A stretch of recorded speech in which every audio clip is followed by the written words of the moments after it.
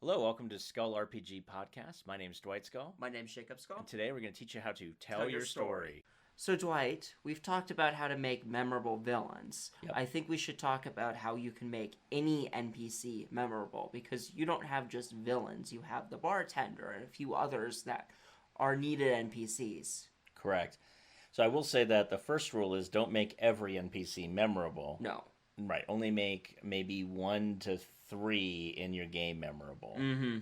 And then, of course, a memorable villain, and then memorable sub-villains. Like, again, if you break everything down in like a play, act, or a plot, subplot, and if you have like 3 major subplots happening, you would want a memorable villain for kind of each thing. So if you think about it, like a TV show or a monster of the week, you would actually want to have a recurring monster for the season, and that one should be memorable, and the ones that are hitting every kind of week may not be as memorable. So same thing with your good guys as well. So if they're going to be hanging out in a base of operations, well, okay, let's just talk about the Shadowrun game that we ran. Yeah, Shadowrun. Yeah, so in Shadowrun, you have to have a fixer.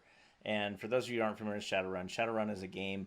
It is D&D meets technology in the 2100-ish era. 2012 happened, and instead of ending the world, it brought magic into the world. So you have machine guns with dragons and high magic. Exactly. More or less.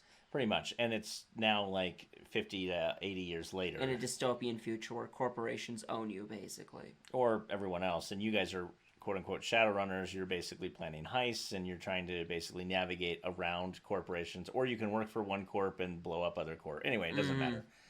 But you have to have a fixer. And a fixer is a guy who allows you to get jobs. And then you have a fence as well. That kind of sells thing. your stuff that you stole. Yeah, sells everything that you got. Or fell off of a truck. It fell off of a truck, right? It's like Chicago in the 20s. Anyway, so that said, you have...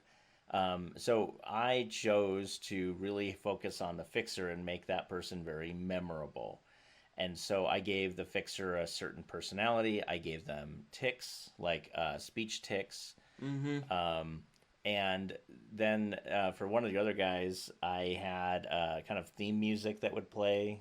It was the Piano Man, so I just decided that every time that the Piano Man showed up, that Billy Joel's Piano Man decided to play. Yep. So it's really, what I do is on the memorability, what you want to do is you want to focus on 1 or 2 characteristics, and you need to act those out as a DM. So if you're really good with voices, and I'm not, you can give them an accent. That said, I would stay away from things that would be really annoying as an accent. So like hardcore Russian, hardcore Scottish, hardcore Irish, hardcore Southern. Mm-hmm. No offense to the people that are listening to this in the South. But I mean, like, if you can do accents, then I would do an accent as long as it's subtle. Like, there's a hint of it in there. Not like a full Sean Connery type of thing. Not a stereotype one that you have people always do. Like yeah. An actual... Right. Like, if you sound racist, probably don't do it. Would be what I would suggest. And so the other thing that I would do, though, is I know one friend of mine, he would act out any kind of nervous tic. Now, I will say that if you have a good NPC that you're probably going to try to kill off for thematic effect, and we'll talk about that in a later episode, but you want to make sure that you don't do anything like some weird nervous tic, because honestly, it's off-putting. And you wanted the character to be as endearing as you can if you're going to whack them at a later date. Mm-hmm.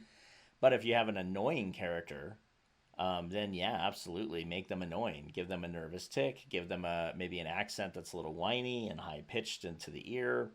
I'm thinking like a Joe Pesci, type of thing. Like you can, very high kind of New York accent type of thing, all coming out the nose. And then the other thing too, you can do hats, props, eye patch, maybe a necklace or something like that. And so when the characters see you don that gear, they know, oh, this is the general, or oh, this is the barkeep, oh, this is the maybe the paladin of Paylor or something like that, coming to have a chat with us, whatever you have.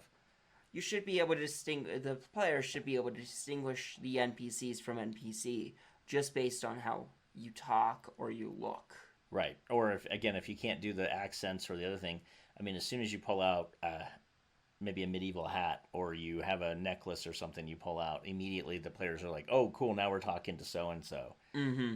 And the other way to make them memorable is to have that, especially on the good side, have that person be very helpful. So in the Shadowrun game, the fixer is incredibly helpful. They're the one that gets you all the jobs. They're the guy that pays you. They're the person that basically is your lifeblood for the entire game. So not having that person be key and recognizable is really a bad idea. Same would be true if you're doing like a D&D war campaign. Any of the major generals that they're working underneath or their major commanders should have a very specific look, feel to them. And again, it's really based on what you're able to do. And don't feel like if you can't do an accent, because I can't do an accent at all, you can't make them memorable. Um, my characters are memorable just because, again, like I played a song, like a theme song for one every time he showed up, or I had them speak in such a way, like very specific mannerisms and how I was acting Mm-hmm. their speech out. There was no real, like, I just changed my voice a little bit. There was no accent. Yeah. And you also had humor. So our fixer's humor was a little bit drier than Oh, our yeah. fencer. So you have a little bit of humor with all of them because everybody has comedy, and that's a one of those human traits that everybody has, Yeah, which helped exactly. give them a little bit of life. Right. And so once you have that ability, like where they're all, your characters, your players start to immediately recognize, oh, this is so and so. And then there's maybe three of them total. I wouldn't do more than three because otherwise it gets crazy. During that one, you had the fixer, the fencer, the piano man, and then you had a bakery owner Oh, because okay. that So was like the four. common like cyber cafe area. But for a whole entire campaign, you had four people that were memorable. Right. And I killed off, I think, only one of You them. killed one of them off. Yeah. And so the advantage of creating a memorable NPC is one, you don't have to explain who it is right off the bat. Your team immediately knows, oh, hey, we're at so and so's. And it then also creates a sense where the DM is also a player. This is actually, I think, the biggest piece of why you want to create memorable NPCs is because I know in some game groups somehow there's this rift where the DM is always out to get the players, and the players are always feeling this need to be on their guard. And I don't like playing games like that at all. I like a Mm-hmm. game where we're all telling the same story together and we're all trying to work it out. Yeah. So by me then playing four different characters, because to be honest, like the DM is playing everybody other than the four or five people around the table, or however big your group Yeah, is. he's everybody minus what the other people at the table created. Right. And so, yeah, I'm not going to give a personality to the one guy you're going to see one time or the hook of the week. I might give a little bit of a personality to the hook of the week just because I only have to do it for like 2 seconds. Um, you know, um, Not hard. You can even, it's kind of hard to show you, but you could even act it out. Like if the guy that you're dealing with has a hunchback, you can just lean up over the table as if you have a hunchback. You can Mm-hmm.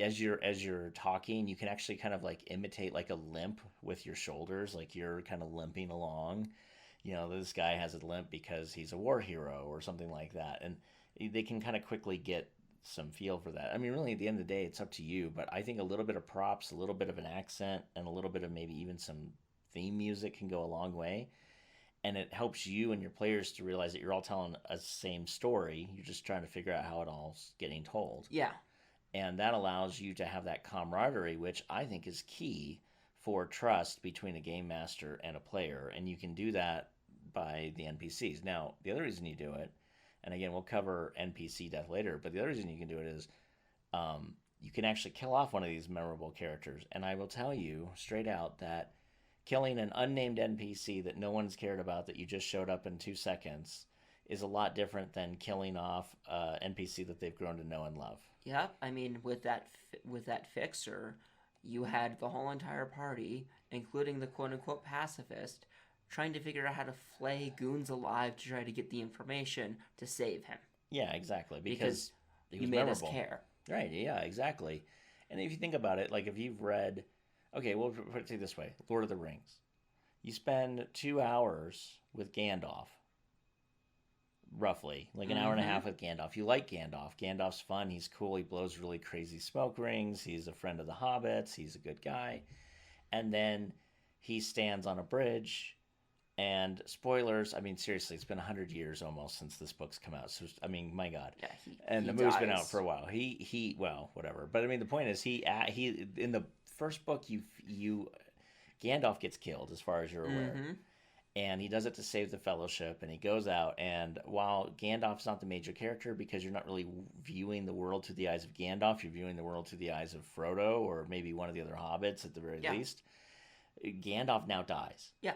I mean, in a whole, how many generic elves and humans you see get killed in the war, And you don't even and care. you don't care. But Boromir dies, and everybody cares. Right. Boromir's a great example, actually. So at the end, at the end of the first movie, Boromir's getting, like, I mean, I guess picked on at point blank range by the head of the Uruk-hai, right? And you're like, oh my God. I mean, I know he screwed up at the end and he tried to steal the ring, but he doesn't deserve this. Like, he's just a human. It's He fine. deserves a redemption arc, not a death. Not a death. And so, but again, like, you don't care about the thousands of orcs lying in the street, in that forest, and you Or definitely don't care about all all of the the humans. armies. That Yeah, was because, oh yeah, no named what X person over here. right. You don't care. I mean, the only person that you could argue would be Figwit, just because fans loved him. But that's an exception to the rule. That's a weird thing that happened after the fact, but primarily because of who the actor was. If you have no idea what we're talking about, then basically just Google Flight of the Conchords and Lord of the Rings, and you'll figure it out real quick. Mm-hmm. But the point is, yeah, if I can kill off 1,000 NPCs and you guys won't care, I can create an NPC that you love and care for, and when I kill them off, there's an emotional reaction. And that Mm-hmm. emotional reaction is key to telling a story, because if any good book, if you've ever read a good book or seen a good movie, somebody typically dies. And it's not, yes, 1,000 people may die, but somebody you actually care about also dies, and it causes a tension and an emotional Yeah. hook. So, anyway, those are, again, memorable NPCs are not hard to create. Just create a little bit of, can you good with voices? Use it. Not use something else like a tick or a mannerism. It could be something as simple as they like to touch their chin when they talk. They like Mm-hmm. to use their hands overtly dramatically when they talk. I mean, it doesn't even have to be overly huge, but as soon as you start seeing me like flailing my hands like a crazy guy, you're like, oh, well, we're talking to the barkeep now. Yeah. Okay, great. Or another nervous tick is he has a little bit of stammering of his words when he's about to lie. Like Right. little things like that makes him human. Exactly, and lovable. And at that point, you have the makings of a good story. Mm-hmm. Hey, thanks for listening. And for more resources, please go to skullrpg.com.